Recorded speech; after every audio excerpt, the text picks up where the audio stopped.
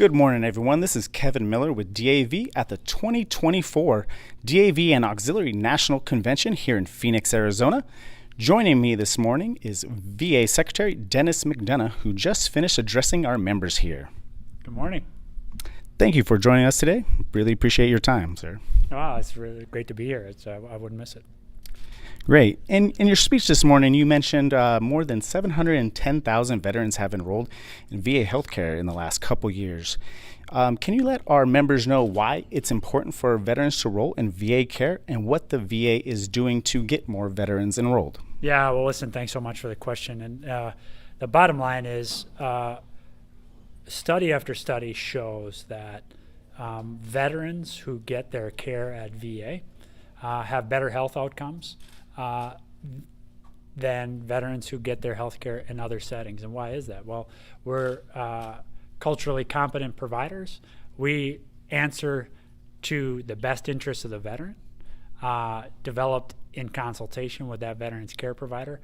We don't have to call some accountant at the health insurance company to find out what kind of care you as a veteran should be receiving. So veterans in our care do better in terms of health outcomes. Secondly, we just want to make sure that veterans understand when they come to get care from us, they're not taking care from anybody else. A lot of our vets have dedicated their lives to looking out for their battle buddies. And it's one of the most admirable traits of our veterans, always putting country first, always putting their unit first. What we're asking is that you also recognize that coming into our care strengthens you and strengthens your battle buddies. So the more we know about you, the more we learn about your service, the more we know about those battle buddies that were in your unit, those battle buddies in the unit that relieved you, the unit that you relieved, helps us complete the picture and provide more culturally competent care for you. So this is why we're really excited about the 710,000 veterans who have enrolled in the last 2 years. That's a significant 34% increase over the previous 2-year period, but it's nowhere near the number of vets that qualify. So we want to make sure that every vet out there takes advantage of this opportunity. That's great. Thank you for that answer, sir. And next week is the 2-year anniversary of the signing of the PACT Act.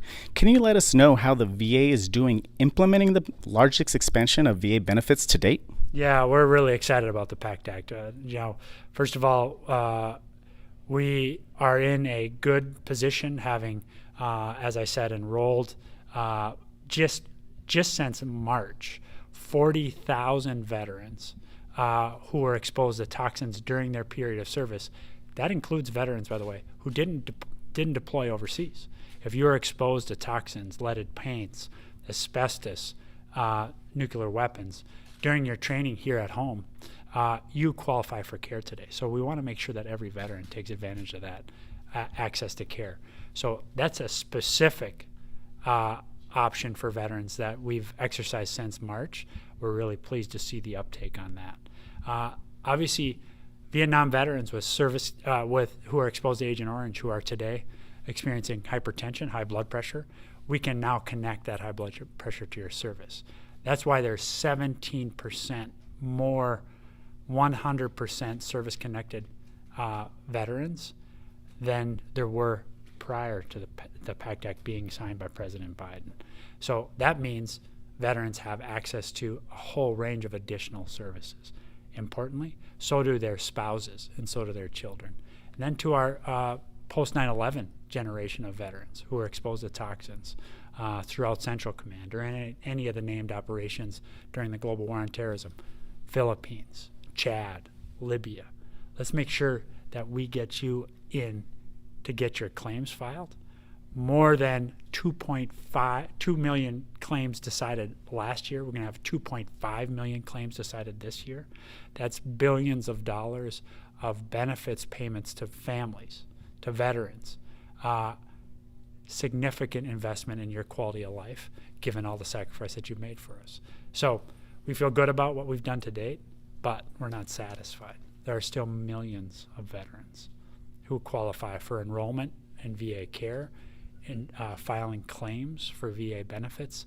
We won't rest until every one of you has filed your claim. Every one of you has accessed the care that you've earned. Thank you for that update, sir. Really appreciate that. And lastly, this is your fourth DAV and Auxiliary National Convention with us. Can you reflect on what it's meant coming out here and speaking with our members and partnering with us over these last several years? Listen, it's awesome to come out. I just said to Anne-Marie Hurley, the auxiliary president, it's, hearing her voice again this year, it's just reminded me of listening to my mother. But what I mean by that is DAV is such a presence in VA's life. We are stronger as an organization because of our partnership with VA. Sometimes, Randy and those guys, they get up in our business, you know what I mean? But it's because they hold us accountable to a very high standard. So the opportunity to just come and dedicate a day with the team here is awesome. And VA is better as an organization when we're collaborating with, holding ourselves to account to DAV.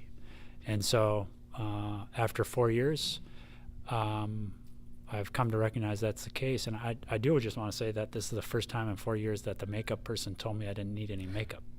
So I think I'm progressing. That's great.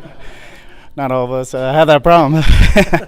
But before we wrap up here today, do we have any final thoughts for our members before we take off? Listen, here's my final thought, which is to our DAV members. You hold us to account. You demand excellence from us, similar to the same way you held yourself to account during your time of service. So we thank you for that continued service, now even out of uniform. But let's not rest until every veteran who qualifies under the PACT Act. By the way, PACT Act was signed by President Biden. Would not have been in a position to have the president sign that act without DAV. So you got this law enacted. Let's make sure we utilize this law to get every veteran, every caregiver, every family member, every survivor the care and the benefits that they've earned. Great. Thank you so much for your time today, sir, and really appreciate you and the VA's support in helping us keep